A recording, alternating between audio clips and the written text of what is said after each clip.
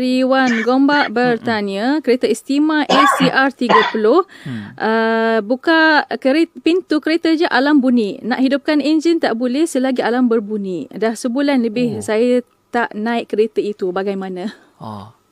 Betul. Sebab apabila alarm berbunyi, dia akan link sekali dengan dia panggilkan immobilizer. Immobilizer ni adalah security kepada keseluruhan kereta. Itu orang kampung kata alarm sistem. So bila alarm berbunyi, dia telah cut off semua sistem yang dalam tu. Tidak akan boleh hidup enjin.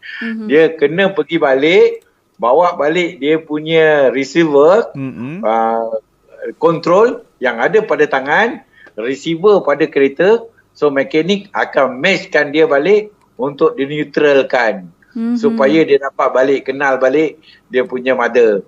So kalau dia tak kenal, dia tidak akan memberikan start. Sampai bila-bila pun dia tak akan start. So kena balik kepada alarm sistem. Kalau kereta berusia dalam 5 tahun ke 10 tahun, boleh balik kepada service center. Sebab kod yang ada dekat service center tu ada tersimpan.